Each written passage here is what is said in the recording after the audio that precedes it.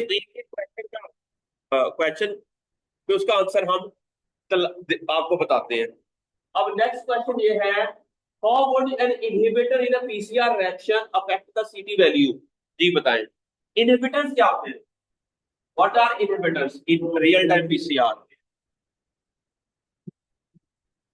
जो रिएक्शन को स्टॉप करते हैं या रिएक्शन को खराब करते हैं। वो क्या हो सकते हैं? कोई ऐसे कंटेमिनेशन हो सकती है, कोई ऐसे फिनोलिक कंपाउंड हो सकते हैं, कोई ऐसी चीज होती है जो डीएनए को जाके डैमेज करे, जो एंजाइम्स को काम ना करने दे, जो प्राइमर्स को वर्क ना करने दे, उसे हम क्या कहेंगे?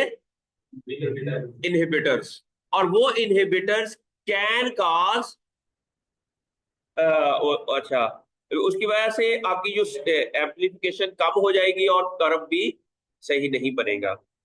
अच्छा, आगे है, why is this important to include a non-template control when interpreting CT value? अब non-template control क्या होगा? टेम्पलेट किसे कहते हैं?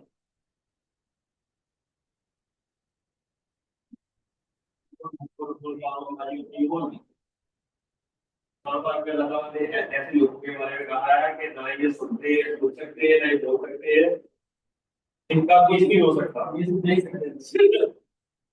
जी बताए, भूखे हैं, कुछ भी का मकसद नहीं। ऐसा नहीं मतलब कि मैं पार्टनर वाले बना देता जा रही हूँ, ये उसमें जाके ना क्या हो गया जब अभी ठीक है, ठीक बताए, ठीक बढ़ेगा, सही आती है, पहले देख लो सारे इंशाल्लाह। ओके, नाउ पढ़ो थ्री। अरे मैं अपनी पीली लाऊंगा ना छोटे से, मैं भी बता रहा हूँ, रूल एक बनाया जिंदगी में, बैठने के ना पेपर में कि एरर पूरी नहीं होगी वो पेपर में नहीं बैठेगा, फिर अगले साल वो पेपर उसी के अंदर आएगा, लेकिन अगले साल भी उसको 75% अटेंडेंस, चाहे वो उसकी इंटर्नशिप हो रही है, कुछ हो रहा है, कुछ हो रहा है, ठीक है, अगले साल में ना करें, इंटर्नशिप कर ले अपनी, उससे अगले साल फिर आप ये पेपर पास कर दें। ये लाउड एंड क्लियर। और पिछले सेमेस्टर में भी आप लोगों ने, बहुत कम लोगों ने जिन्होंने की असाइनमेंट दी थी, वो भी मैं आपको उसमें भी देखूंगा। अभी भी हम आप लोगों को कुछ असाइनमेंट देंगे, अगर आप लोगों ने नहीं की, this is very loud and clear message, ठीक है, इसमें कोई अपहाम नहीं होना चाहिए आप लोगों को। और ये मैंने रूल बना दिया है, और मुझे लगता है कि इस रूल पे ऊपर हम कामयाब हो गए ना, तो लोग आएंगे भी, इंटरेस्ट से पढ़ेंगे भी, जो मैं काम कहूंगा घर जाके करके भी आएंगे, उनके अंदर शौक भी पैदा होगा। मैं कहता हूँ कि अगर एक हुक्मरान सारे ऐसी पॉलिसी लेकर आए कि पूरी कौम जन्नत में चले जाए, उसके लिए उसको थोड़ी सी सख्त फैसले करने पड़ेंगे, मजबूर करना पड़ेगा कि ये अच्छे अच्छे काम करो, तब भी वो कौम अच्छी होगी और जन्नत में जाएगी। ओके, अच्छा, और ऐसे सुमन बुकन उम्मन फाहम ला युरजियून, पता नहीं मेरी अल्लाह मुझे, मैं कोई इतना अच्छी कुरान पाक की तिलावत नहीं करता, लेकिन अगर गलती सलती माफ। ओके, आगे है, नॉन टेम्पलेट कंट्रोल क्या होगा? जी फखरुल इस्लाम, टेम्पलेट किसे कहते हैं? स्टार्टिंग मटेरियल, टेम्पलेट किसे कहते हैं? Starting material. हमारा स्टार्टिंग मटेरियल क्या होगा? डीएनए। जो प्लांट का डीएनए है उसके ऊपर हमने पीसीआर लगाना है, तो हमारा जो प्लांट का डीएनए है, जब कोई भी डीएनए जिसके ऊपर हमने पीसीआर लगाना है, that is known as template. अगर हम, why it is important to include a non template control, जिसके अंदर एक ऐसा हमारे पास सैंपल हो जिसके अंदर कोई डीएनए ना हो लेकिन बाकी सारी चीजें हो, प्राइमर भी हो। मैंने बताया था कि जब हम रियल टाइम या फिर पीसीआर लगाते हैं, तो उसके अंदर चीजें कौन कौन सी यूज करते हैं? डीएनए पॉलीमर, टेम्पलेट डीएनए जिसको हम कहते हैं, primer forward, primer reverse, polymerase जिसको हम टैग डीएनए पॉलीमरेज कहते हैं, फिर SYBR green in case of real time PCR, magnesium chloride, water, dNTPs. ये सारी चीजें हम ऐड करें और ये ऐड ना करें तो कोई सीटी वैल्यू नहीं आएगी। अगर नहीं आती इट मीन हमारे बफर भी ठीक है, हमारे केमिकल रिएक्शन भी ठीक है, अब सारा नहीं डीएनए है नहीं उसके अंदर। हम आपकी कॉपी बनाना चाह रहे हैं लेकिन आप है ही नहीं, बनाना कॉपी बनेगी आपकी नहीं बनेगी, इतनी सीटी वैल्यू आएगी नहीं, उसकी सीटी वैल्यू नहीं आएगी। अच्छा, अब ये एक ऐसा सिस्टम है जिसके थ्रू हम मालूम कर सकते हैं कि आवर रिएक्शन इज गुड और नॉट। अच्छा, अब क्वेश्चन अगला क्या है? अ, जी, आप पढ़े बच्चे, क्या अगला क्वेश्चन क्या है?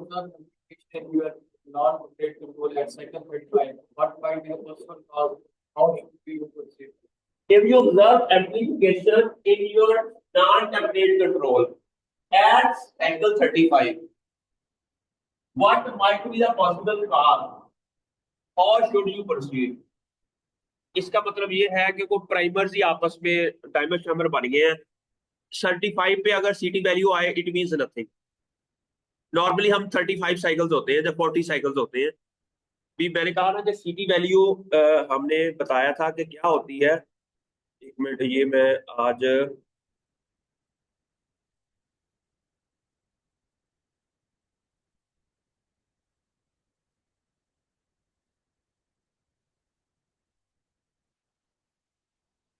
ये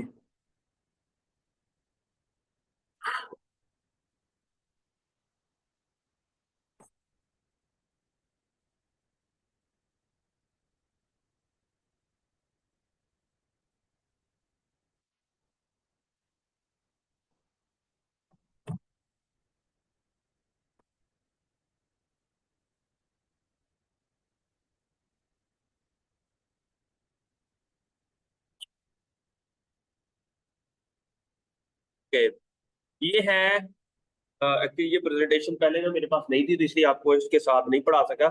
लेकिन real time PCR using cyber green. Cyber green क्या है?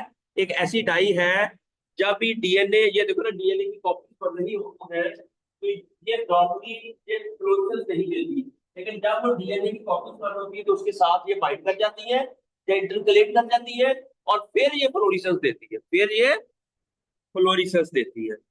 ओके, अब है प्रॉब्लम क्या होता है कि need to quantify difference in mRNA expression. हमारा जब जीनोम वाइड एनालिसिस करते हैं हमने जीन की फंक्शन को करेक्टराइज करना होता है। हमने ये मालूम करना होता है कि ये जीन क्या काम करता है। हमें कैसे पता चलेगा वो जीन एक्सप्रेस हो रहा है या नहीं हो रहा? जिस तरह अगर मैं यहाँ किसी के क्वेश्चन पूछूं, जो क्वेश्चन का आंसर दे रहा है कि नहीं, वो अपने आप को एक्सप्रेस करा रहा है। जो बोल नहीं रहा क्योंकि वो जीन है लेकिन एक्सप्रेस नहीं हो रहा। ठीक है, एक्सप्रेशन का मतलब क्या है? आरएनए का बनना। सबसे पहला लेवल क्या है? आरएनए का बनना। हमने ये मालूम करना है कि आफ्टर जीनोम वाइड एनालिसिस हमने कुछ 10 जीन आइडेंटिफाई किए, एक जीन है उसके 10 मेंबर हैं। अब हमने उन जीन्स का ये मालूम करना है उनका एक्सप्रेशन डिफरेंट स्ट्रेसेस के दौरान आता है कि नहीं। लीव, उसके प्लांट को हमने ड्राउट स्ट्रेस दिया और कुछ पौधों को नॉर्मल रखा और दोनों के लीव में से एमआरएनए आइसोलेट किया। और फिर क्या करते हैं? सबसे पहले हम एमआरएनए आइसोलेट करते हैं, फिर हम उसको डीएनए में, जी जी बिल्कुल, फिर हम उसको डीएनए में कन्वर्ट कर देते हैं। किसमें कर देते हैं? अच्छा, अब एमआरएनए को डीएनए में कन्वर्ट क्यों करते हैं? पहला क्वेश्चन। एमआरएनए को, अच्छा, जो उसको जब हम रिवर्स ट्रांसक्रिप्शन, एक तो ट्रांसक्रिप्शन, ट्रांसक्रिप्शन किसे कहते हैं? डीएनए से, अच्छा, आरएनए से डीएनए बने उसे कहते हैं रिवर्स ट्रांसक्रिप्शन। समझ आ रही है? डीएनए से आरएनए का बनना ट्रांसक्रिप्शन, आरएनए से डीएनए का बनना रिवर्स ट्रांसक्रिप्शन किसे कहते हैं? आरटी। के हम आरएनए पहले दोनों कंट्रोल, हमने एक एक्सपेरिमेंट किया जिसके अंदर हमने 3 पौधे कंट्रोल रखे, क्योंकि रेप्लिकेट नॉर्मली 3 रखते होते हैं, और 3 पौधों को हमने कोई वायरस दे दिया। अब हमने ये चेक करना है कि वायरस ने उसके अंदर डिजीज काज कर दी, लेकिन जो कंट्रोल प्लांट था उसके अंदर कोई डिजीज नहीं आई। What happened to this plant? पहला, ये डिजीज कैसे आई? दूसरा, कैसे आई का मतलब कैसे मालूम करेंगे ये कैसे आई? इट मीन वायरस को हमने अटैक किया, वायरस ने कुछ ऐसा किया जिसकी वजह से इसकी लीफ कर्लिंग हो गई। क्या हो गई? ये डिजीज आ गई। अब लीफ कर्लिंग वायरस ने कैसे की? इट मींस कोई ऐसे जीन्स हैं जिनका एक्सप्रेशन हाई हो गया होगा, किसी कोई ऐसे जीन्स हैं जो नॉर्मल फंक्शन कर रहे थे, उनका एक्सप्रेशन ऐसा ही है ना।